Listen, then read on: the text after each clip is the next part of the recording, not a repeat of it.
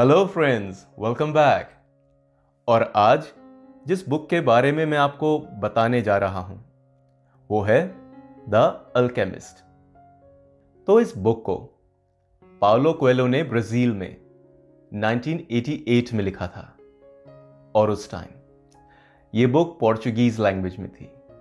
और इस बुक के पब्लिश होने के बाद पाउलो को एक बुक सेलर ने बताया था कि पहले हफ्ते में सिर्फ एक ही किताब बिकी है और दूसरी कॉपी को बिकने के लिए 6 महीने लग गए थे।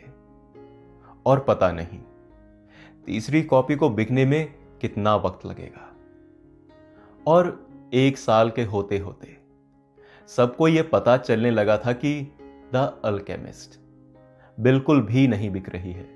इसलिए पब्लिशर इस घाटे के सौदे के साथ अब और नहीं रहना चाहता था।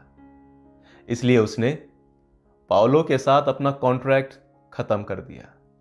और इस टाइम पाउलो की उम्र 41 साल की थी और अब वो बहुत ही परेशान और हताश थे।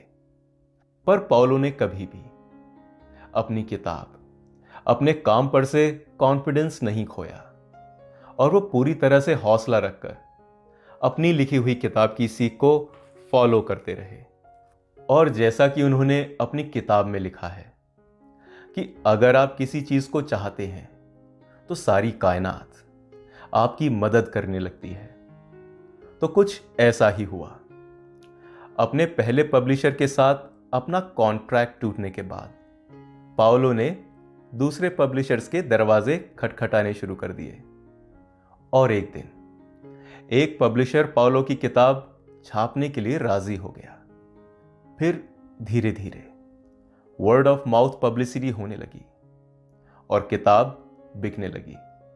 3,000, 6,000, 10,000 और इसी तरह पूरे साल भर में उसकी बिक्री बढ़ती चली गई। और फिर इसके ठीक 8 महीने के बाद एक अमेरिकन टूरिस्ट ब्राजील आया और एक लोकल बुक शॉप से उसने ये बुक खरीदी।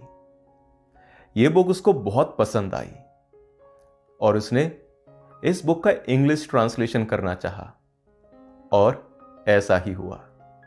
और फिर बहुत ही धूमधाम से इस बुक को पब्लिश किया गया और ये बुक बिल क्लिंटन, मैडोना और भी दूसरे बड़े बड़े सेलिब्रिटीज के हाथों में ये किताब देखी गई।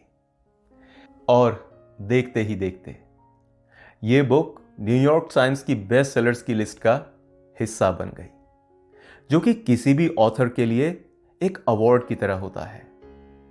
और इस लिस्ट में वो 400 से भी ज्यादा हफ्तों तक बनी रही।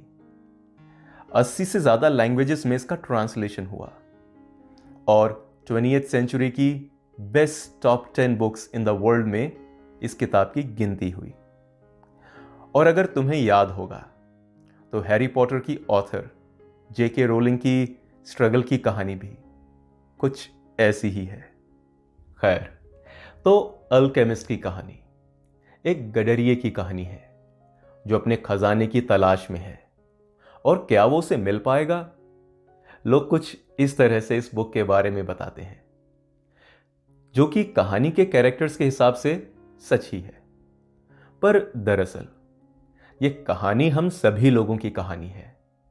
ये कहानी हमें बताती है कि आखिर जिंदगी क्या है, उसे कैसे जीते हैं, कैसे हम सभी की एक मंजिल है, एक नियति है जिसे हम सभी को पाना है। ये किताब हमें बताती है कि हर आदमी को सफल और सुखी होना ही है अगर वो अपनी नियति को खोज लेता है तो। पर क्या उस मंजिल की ओर वो चल पाता है? और कैसे अपने मंजिल की तरफ चलते चलते भटकाव आते हैं, मुश्किलें आती हैं, वो परेशानियां आती हैं जिनके बारे में हमने कभी सोचा ही नहीं था। और कैसे मंजिल से पहले ही कुछ मिल जाने पर हमारा दिमाग, हमारा दिल हमें हमारी मंजिल पर पहुंचने से पहले ही ये कहने लगता है कि बस अब और आगे मत जाओ, जो कुछ मिल गया है यही काफी है। पर वो गडरिया कैसे इन छलावों को पार करता है। और वैसे इस कहानी में हम सभी लोग वो गडरिया हैं और हमारे सपने हमारा खजाना है जिसे हमें पाना है और अपनी नियति तक हम सभी को पहुंचना भी है।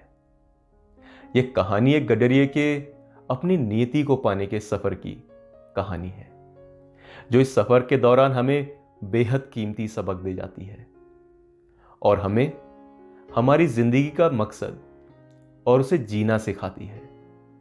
तो चलते हैं अपने खजाने के सफर पर।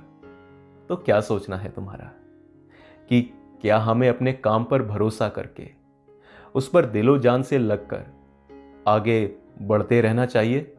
कमेंट सेक्शन में जरूर बताओ और इस वीडियो को लाइक, सब्सक्राइब और शेयर करने के लिए धन्यवाद। Thank you.